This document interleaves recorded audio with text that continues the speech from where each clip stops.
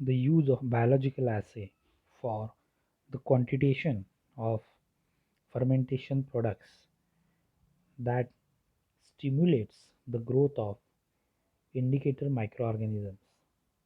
So far we have discussed about antibiotic assay. Antibiotics are the compounds that inhibits the growth of indicator organism. Now this is a practical that deals with the quantitation of growth factor fermentation products using diffusion assay. So the objective is to estimate vitamin B12 from given sample by well diffusion or disk diffusion assay.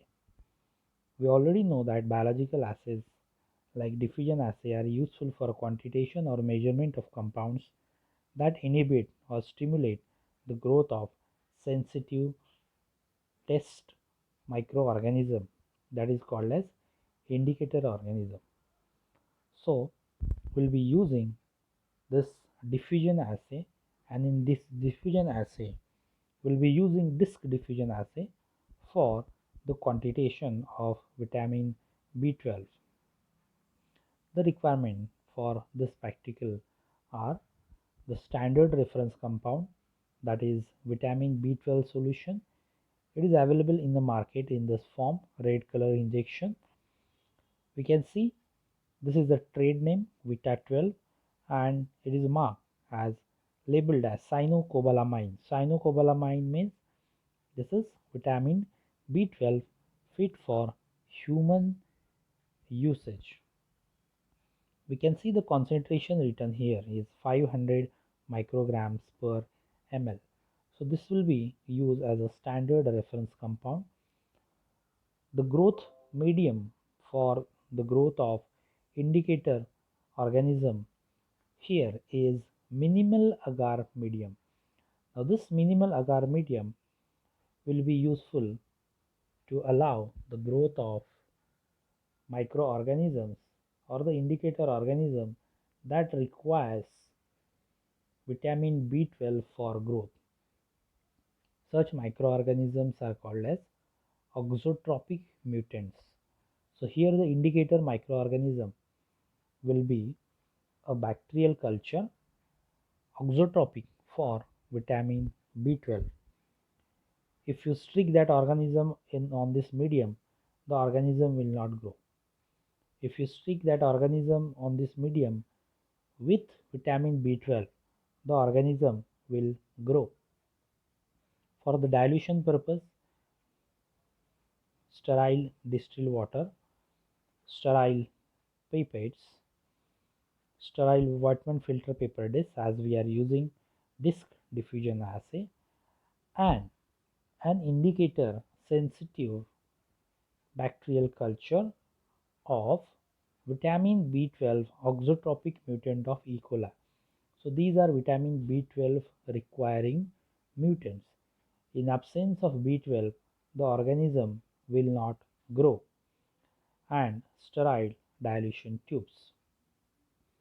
So as we can see that this vial, it has vitamin B12 solution in a concentration of 500 micrograms per ml. That means this vial contains 500 micrograms of vitamin B12 concentration.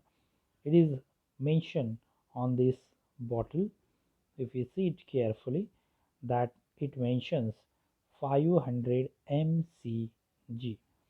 So we can directly use this solution for the making of different vitamin B12 dilutions. No need to prepare a separate stock. We'll use this as a stock solution.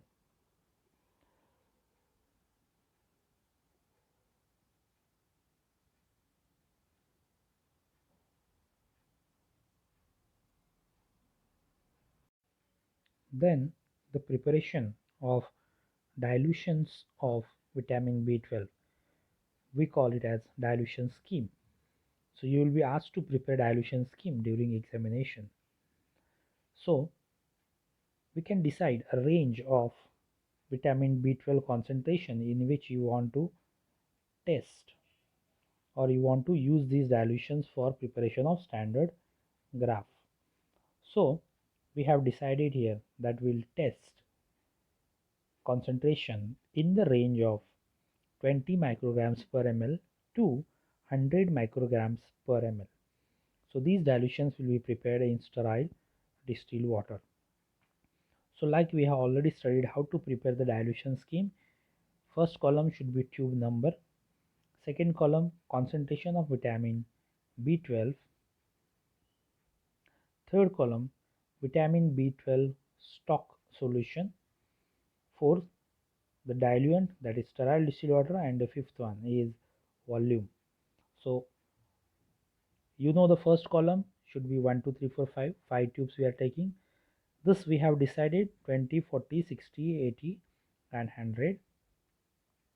This we have decided that the total volume should be 5 ml.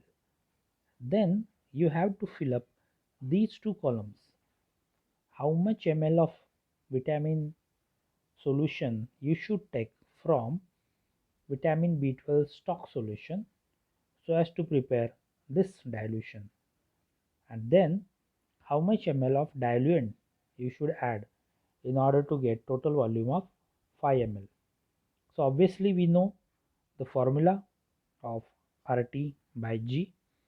Here R is 20, T is 5, and G is given in the previous slide.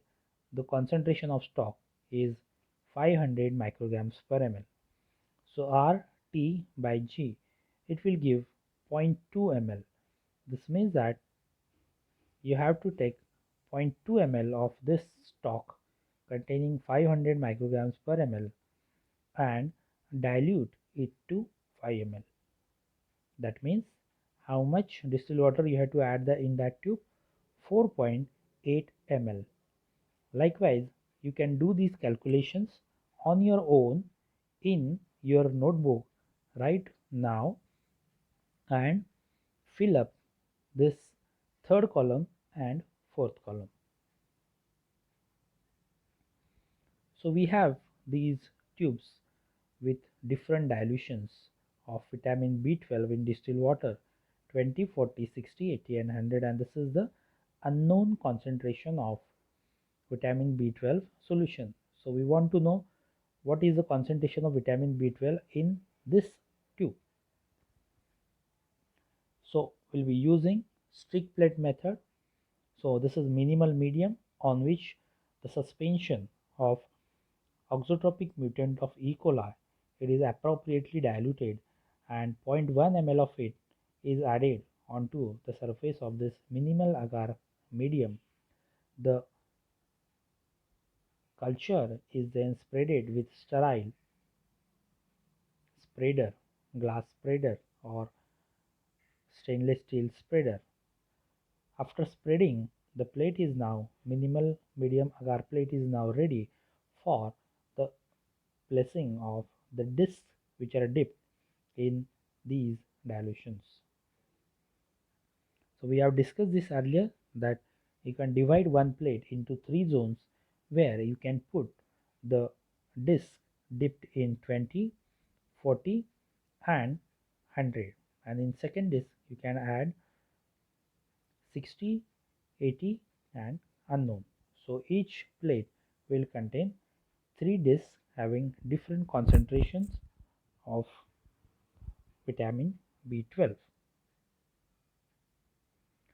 So discs are then picked up with the help of sterile forceps, and then this disc will be dipped in this first tube. So under aseptic condition this cotton is removed and then this disc is dipped so that the surface of the disc will touch to the upper layer or the topmost layer of this liquid, so that due to capillary action the liquid will flow inside this filter paper disc.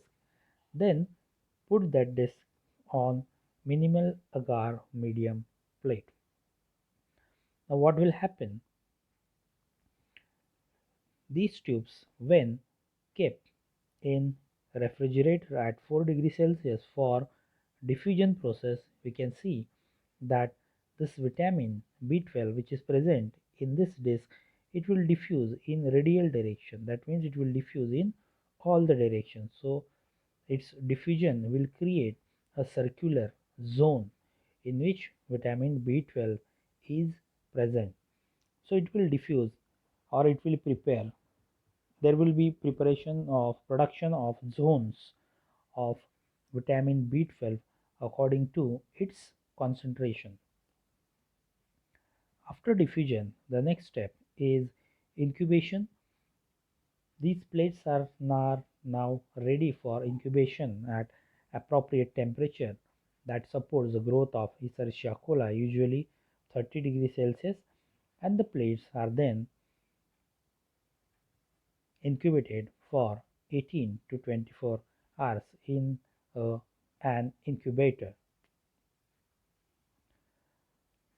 After 24 hours of incubation, now here are the results.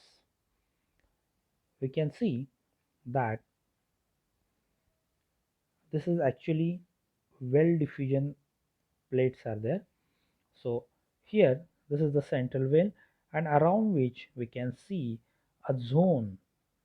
What is that zone now? So this is the zone of growth. This is the area where Escherichia coli has grown. We have already learned that Escherichia coli is an auxotropic mutant which requires vitamin B12 for its growth. So wherever vitamin B12 is diffused, the organism will grow and it will form a zone of exhibition. Rest of the plate growth medium where vitamin B12 is absent, there will be absence of growth of Escherichia coli. So this is called as zone of exhibition. So according to the concentration of vitamin B12, suppose here there is high concentration of vitamin B12, so it will generate a bigger zone of exhibition. Here the concentration is less, so comparatively less, so it will produce a smaller zone of exhibition.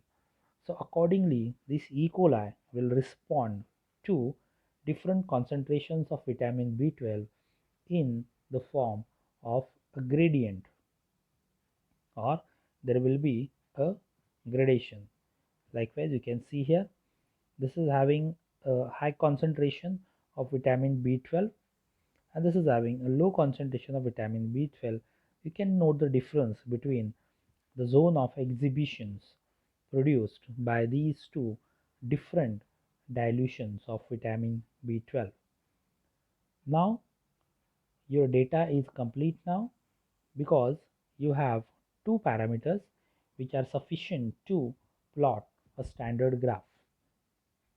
On x-axis it will be concentration of vitamin B12 in micrograms per ml, that is from 20 to 100. Then you have to measure the diameter of zone of exhibition and corresponding values you have to put in this. In order to increase the resolution, we can square the diameter and we can put those values in this column. Suppose these values are 12, 14, 17, 20 and 23 for 100 micrograms per ml. So if you square it, we'll put the square values 144, 196, 289, 400 and 529 mm square.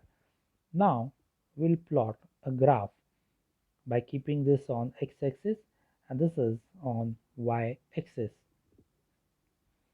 Of course, you have, along with your standard, you have run a set for unknown concentration.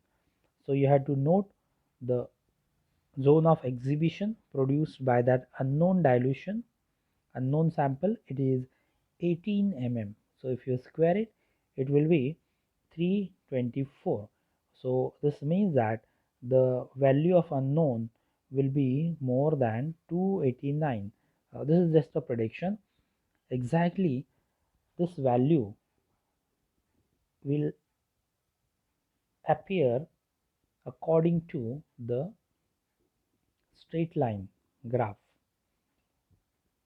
This is the standard practice. You need to remember this. This is the standard practice that we have to use a vernier caliper in order to measure the inhibition zones or zone of exhibitions, whether it is antibiotic zones or whether it is vitamin or growth factor zone. So this is the standard practice that you need to remember always. So we have a data of concentration of vitamin B12 and exhibition zone diameter in mm square. So using that data, we'll plot a graph, and that will be called as a standard graph of vitamin B12 bioassay. You can see these are the points which are plotted on the graph, and uh, then we'll draw a central line. This is called as best fit line. So this best fit line, it takes care that all the two most divergent points, like this one and this one, they should be at equal distance from this central line. So if you are doing it in Excel, you will get this r square value. So if it is uh, if it is less than 0.95, then the graph is, your gradation is not appropriate. But now this graph is showing 0.97, that means the accuracy is 97%. That means this graph has got a good comparative accuracy. Then you have a zone of exhibition produced by unknown, that is 324. If you will plot that on this graph, you can put that value in this equation also. This is the straight line equation. You will get it if you are doing it in Excel. If you are doing it in on a simple graph paper, you have to do it manually. So find this value 324 on y-axis and plot it on this straight linear part of this graph and find out the corresponding concentration of vitamin B12 on x-axis. So here it will be 62.54. This is the concentration of vitamin B12 in unknown. So your result of this bioassay is the concentration of vitamin B12 in given sample is 62.54 micrograms per ml.